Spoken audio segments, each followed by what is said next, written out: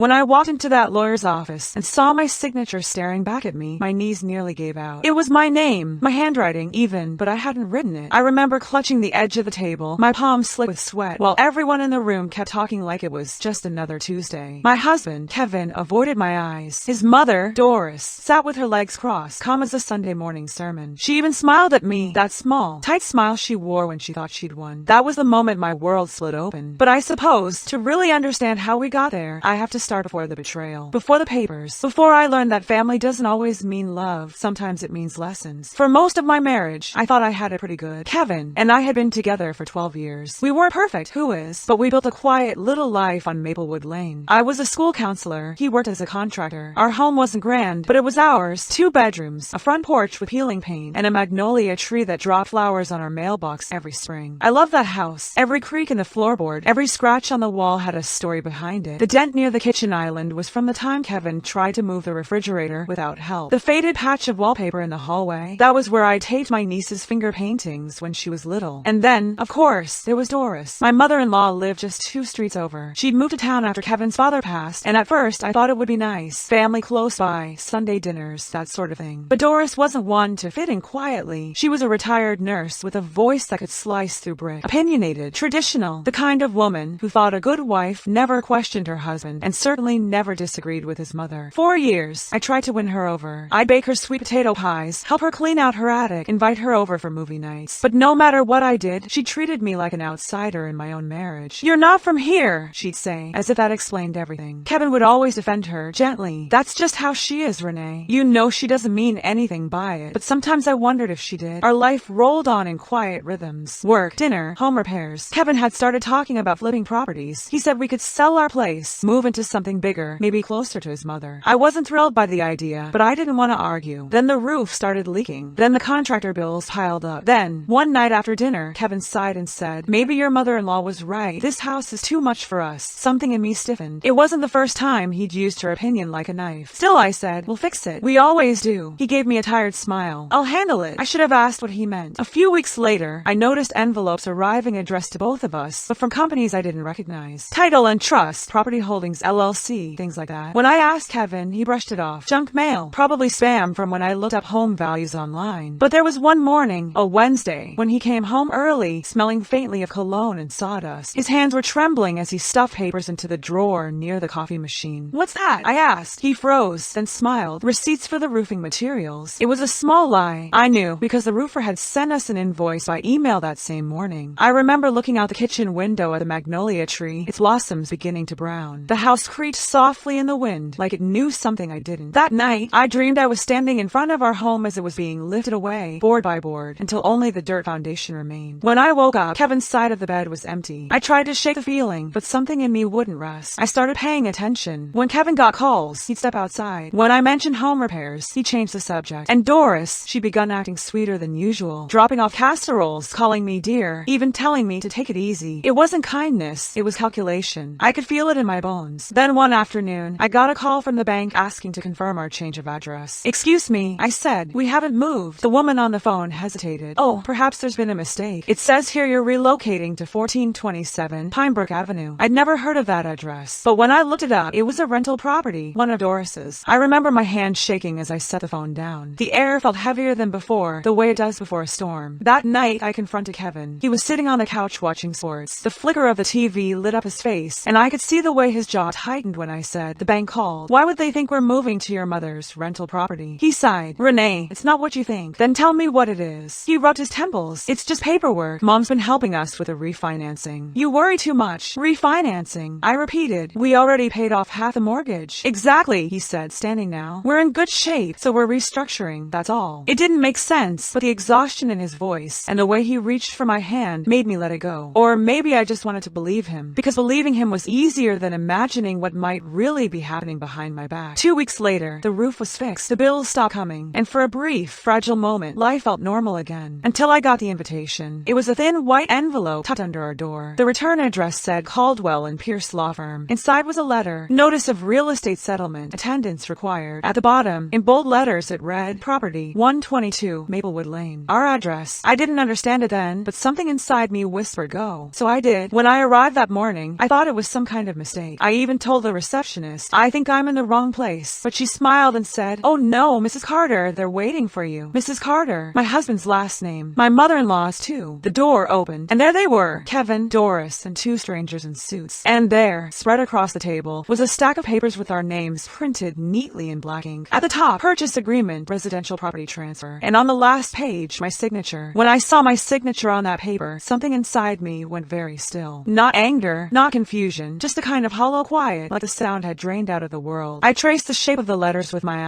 eyes. The curves were mine, the loop on the R, the tilt of the E, but the pressure was wrong. Whoever signed it had pressed too hard, trying to imitate my hand. I looked up at Kevin. He was staring at the floor, jaw tight. Doris sat back in her chair, one hand resting on her purse, the other holding a pen she twirled between her fingers. She didn't even flinch. What is this? I asked quietly. Kevin spoke first. Renee, listen. No. What is this? It's the sale, he said. Of the house. My breath caught. Our house. He nodded. It's for the best. The market's high. We can profit.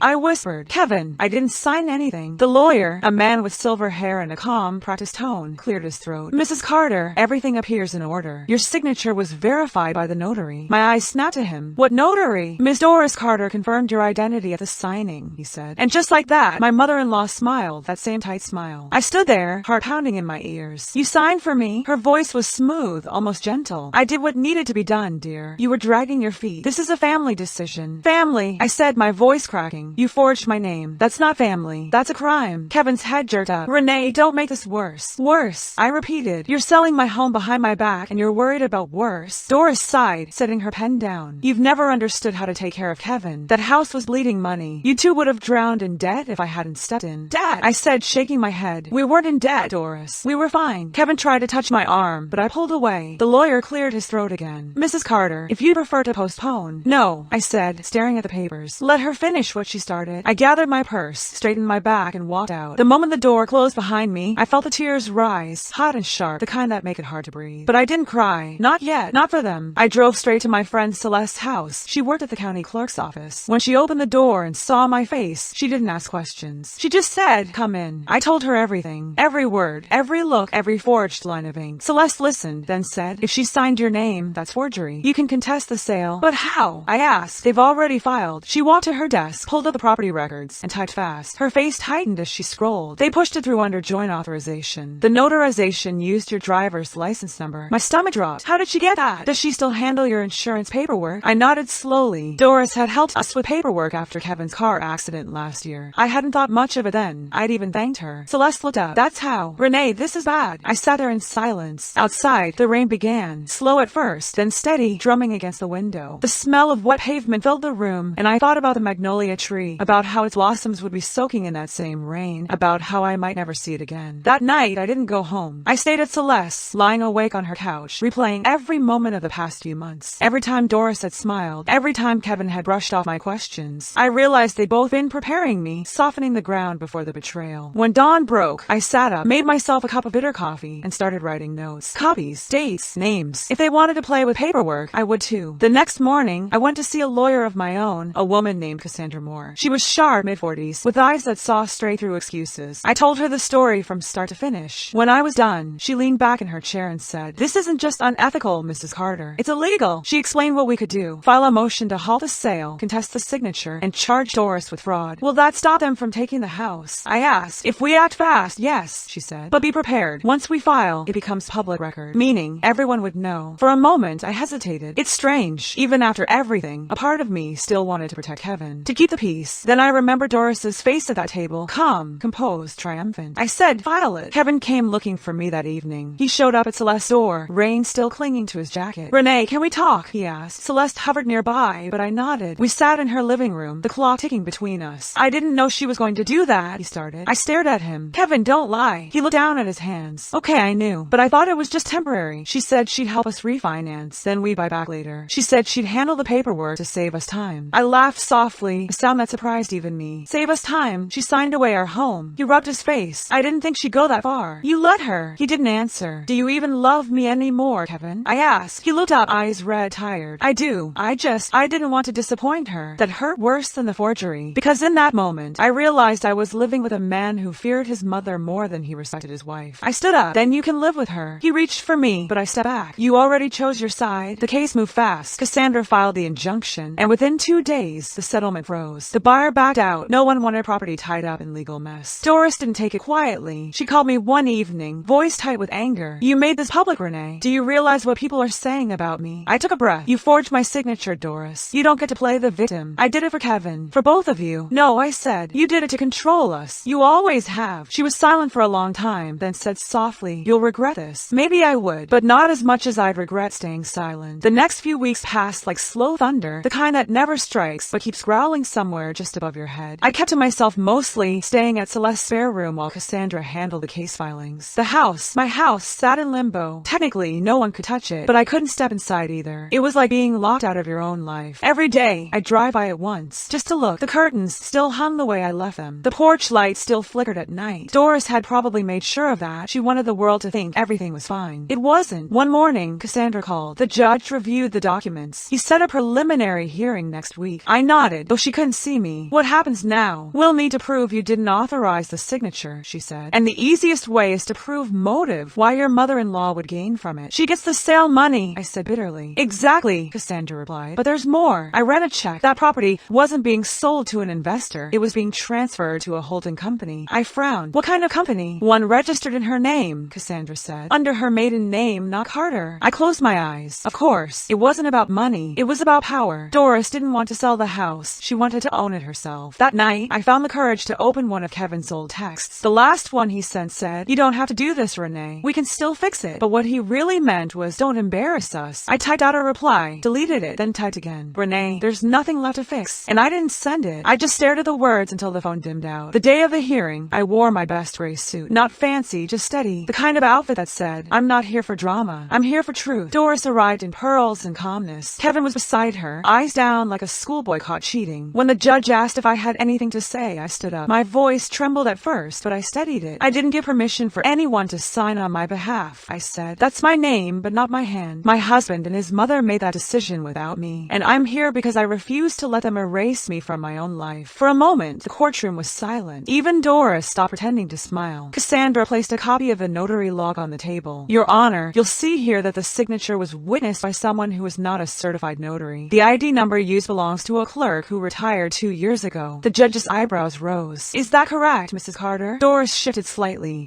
There must be some confusion. The paperwork was handled by a family friend. "Under your direction?" Cassandra asked. Doris hesitated. "Yes, but—" "Thank you," Cassandra said, cutting her off. I looked at Kevin. His face had gone pale. The judge leaned forward. "Until this matter is investigated, the sale is frozen. Any further action on the property will be considered unlawful." He banged the gavel once. And just like that, for the first time in months, I could breathe. After the hearing, Kevin caught up with me in the hallway. "Renee, please," he said. "She didn't mean—" I turned to him slowly. "Kevin, do you even hear yourself? You're still defending her." "She's my mother," he said helplessly. "And I was your wife." He winced. "Was?" I didn't answer. That night, I finally went back to the house. Alone. The lock still fit my key. When I stepped inside, the air felt stale, as if it had been holding its breath too. I walked through each room in silence. The kitchen, where Kevin used to hum while washing dishes. The hallway, where Doris once told me I should learn to decorate like a proper wife. Then the bedroom, half empty, his things gone. I sat on the edge of the bed and let the tears come. Not loud, not messy, just quiet, steady rain. Then I heard something, a faint creak from the hall. I turned. A light flickered on, and there she was. Doris stood in the doorway, her face pale, her hands trembling slightly. "You shouldn't be here," she said. "It's my house," I replied. "Not for long," she said. "The truth won't save you." I stood slowly. Then let's see whose truth holds up. For the first time, I saw something crack in her eyes. Not arrogance, not control, but fear. She turned and walked out without another word. A week later, Cassandra called again. "You might want to sit down," she said. "The county investigators traced the forgery to an assistant working under Doris's name. She's being charged." My heart pounded. "And the house? It's officially yours again. Uncontested." I sat there for a long moment, phone in hand, staring out the window at the magnolia tree. It was in bloom again, soft white petals drifting on the wind. I whispered, "Thank you." Not to Cassandra, not to anyone, just to the universe for letting me stand tall again. Later that evening, I got one last letter in the mail. No return address, just my name in neat cursive. Inside, one sentence. "You think you've won, but you don't know what you've started." No signature, but I didn't need one. I folded the paper, placed it in a drawer, and locked it away. Because some battles don't end with victory, they end with awareness. And awareness is power. I thought the storm was over. But storms don't always end when the sky clears. Sometimes they just move underground, waiting for the next crack to open. 4 weeks after the hearing, I tried to piece myself back together. I went back to teaching part-time at the community center. I even started sleeping racing through the night again. But that letter, the one with no name, sat in my drawer like a ticking clock. Every time I opened it, I could hear her voice in my head. You think you've won, but you don't know what you've started. One afternoon, I ran into an old neighbor, Mrs. Henderson. She used to live 3 doors down from us when Doris first moved in. She stopped me outside the grocery store, her arms full of canned peaches. "Renee, child, I've been meaning to talk to you," she said in that knowing tone older folks use when they've seen too much. "You watch yourself around that woman." "Doris?" I asked. She nodded. "Yes, ma'am. You know she'd been in trouble before, right?" My heart skipped. "What kind of trouble?" Mrs. Henderson leaned closer. "Years ago, before she married your father-in-law, she worked for a small real estate company. Folks say she got fired for moving deeds around, signing papers that weren't hers to sign." I stared at her. "Are you sure?" "As sure as I'm standing here," she said. "And honey, when I heard what happened to you, I thought, Lord," she added again. That night, I called Cassandra. "Can you look into Doris's employment history? Around 1989 or 1990. Cassandra didn't ask why. She just said, "Give me 2 days." When she called back, her voice was low. "You're not going to like this," she said. "Your mother-in-law was implicated in a forgery case in 1991. Real estate fraud. Charges were dropped after a settlement, but the records show her signature." I closed my eyes. "So this wasn't her first time?" "No," Cassandra said softly. "It never is with people like her." I sat on my porch that evening, the one she tried to take from me, and watched the sun dip behind the magnolias. I thought about how easy it is to mistake control for care. Doris never yelled. She never cursed. She didn't have to. Her silence was sharper than words. From the moment Kevin and I got married, she'd been in every corner of our lives. The bank account, the baby plans, the house. She called it help. I called it breathing through someone else's lungs. Now I finally understood why she needed that house. It wasn't just bricks and wood. It was the last piece of her old game, the one she thought she'd never lose. The next Sunday, I went to see her. She was living in a small town house on Maple Street now, smaller than mine, but spotless as ever. She opened the door and froze when she saw me. "Renee! Doris! You shouldn't have come here." I smiled faintly. "I'm not here to fight. I just wanted to know why." She looked away. "Why what? Why the house? Why me?" Her shoulders sank a little. For a long moment, she didn't speak. Then she said quietly, "Because you were supposed to lose it." I frowned. "What?" She looked up, and for the first time, I saw something human flicker in her eyes. Exhaustion. Regret, maybe. "When my husband died," she began, "I lost everything. The house, the insurance, the standing I had in that town. I promised myself I'd never be powerless again. Kevin and I, we made a pact. We built something lasting. But then you came, and you wanted things your way. So you punished me?" I asked. She hesitated. "I protected what was ours." "No," I said softly. "You protected what was yours, not what was right." Her lips trembled. "You don't understand what it's like to have everything taken from you." "I do," I said. "You took it from me." She looked away, blinking fast. I think maybe that was the first time anyone ever said those words to her and made her believe them. I stood up to leave, but before I walked out, she said something that made my heart clench. "You remind me of myself, you know," she whispered. "That's why I couldn't let you win." I didn't reply. I just closed the door gently behind me. A few weeks later, I got a call from Kevin. I hadn't heard his voice in months. He sounded tired. "Mom's sick," he said. "She's been diagnosed with something. The doctors think it's serious." I sat in silence for a while. "I'm sorry," I said, and I meant it. "She keeps asking about you," he said. "She wants to talk." I hesitated. Part of me wanted to say no, to stay far away from anything that still smelled like that woman's perfume. But another part of me, the part that still believed in closure, whispered go. When I saw her again, she was in a hospital bed, her face thinner, her voice smaller. "I didn't ask for your pity," she said when I walked in. "I didn't bring any," I replied. She gave a faint smile. "Good." We sat in silence for a while. Then she spoke, barely a whisper. "I lost my house once too, Renee. Not to a man, but to pride. That's what I was really fighting, not you." Something in her tone broke me a little. "You hurt me," I said quietly. "I know," she said, "and I'd take it back if I could." I stood by her bedside for a while, then placed the letter, the one she sent, on her nightstand. "I don't want revenge," I said. "Just truth." She looked at it, her eyes wet. "Then you already have it." I turned to leave, and before I stepped out, I heard her whisper, "Take care of my son." I paused but didn't turn around. He's got to take care of himself now. That night, I drove home with the windows down. The air smelled like rain and spring and something new beginning. For the first time in years, I didn't feel like a victim. I felt like a survivor. And maybe, just maybe, like a woman finally standing in her own house, her own name, her own truth. Kevin showed up at my doorstep a week after his mother's funeral. He stood there in a pressed black suit, his tie loosened, his eyes swollen from something that wasn't just grief. He looked like a man who'd finally seen his own reflection and didn't like what he saw. "Can I come in?" he asked quietly. I hesitated for a second before nodding. "Yeah." He walked into the living room, glancing around like he didn't recognize the place anymore. The same walls he painted, the same couch where we'd once laughed about bills and grocery lists and life plans. Only now, it all felt like a museum of what used to be. "I heard about her passing," I said. "I'm sorry." He nodded. "She asked for you at the end. Said she hoped you were happy." "I am," I replied softly. For the first time in a long time. He sat down slowly, elbows on his knees, his head in his hands. I didn't know she'd do that, Renee. The papers, the house. I didn't know. I folded my arms. Didn't you? He looked up, pain flashing in his eyes. I swear, I thought she was just helping us refinance. She said it was for a tax reason. I didn't read the documents. I trusted her. And you didn't trust me, I said. He sighed. No, I didn't. I thought you were being dramatic when you said she was controlling. I guess I didn't want to believe my mother was capable of something so... He trailed off. So cruel. I finished. He nodded slowly. Yeah, so cruel. We sat in silence for a while. The clock ticked on the mantel, steady and merciless. I lost a lot because of her, I said. My peace, my credit, my home, my marriage. Kevin looked up, tears brimming. I lost you because I couldn't see her for who she was. Maybe, I said quietly, but I also lost myself trying to prove it. He rolled his eyes. I can't fix what she did, but I want to make things right between us, if there's any chance. I looked at him for a long moment. The man I once loved sat across from me, stripped of all his pride and excuses. For the first time in years, he looked real, not as my husband, but as a flawed, broken son. You know what I learned? I said finally, forgiveness doesn't mean forgetting. It means letting go of who you were when it happened. He frowned. So you forgive me? I nodded. I do, but that doesn't mean we go back. It just means I don't want to carry it anymore. He swallowed hard. I understand. After he left, I stood by the window and watched him walk to his car. His shoulders were slumped, his steps slow, like a man walking out of his own shadow. I didn't feel triumph. I didn't feel bitterness. Just quiet. The kind of quiet that comes when something heavy finally sets down. A month later, I decided to sell the house myself, legally, this time under my name. Not because I had to, but because I wanted to start new. When the realtor handed me the closing folder, she smiled and said, "You've signed this in all the right places, Mrs. Harper." I smiled back. That means more than you think. I bought a smaller home near the coast, a simple one-story with a white porch and a tiny garden. It wasn't fancy, but it was mine. Every nail, every window, every wall, chosen by me. Sometimes, I'd sit outside in the evenings, watch the sun dip behind the dunes, and think about all that had happened. I thought about Doris, how a woman could be so afraid of losing control that she'd rather destroy than surrender. I thought about Kevin, how blind love can make a man loyal to the wrong truth. And I thought about myself, the woman who once needed everyone's approval to feel safe, now standing on her own. One afternoon, Cassandra came to visit. She brought a bottle of sweet tea and a stack of old photos she'd found while cleaning her office. We sat on the porch flipping through them, my old teaching group, community events, holiday dinners. When she found a photo of me and Kevin from our wedding day, she smiled sadly. "You look so happy here." I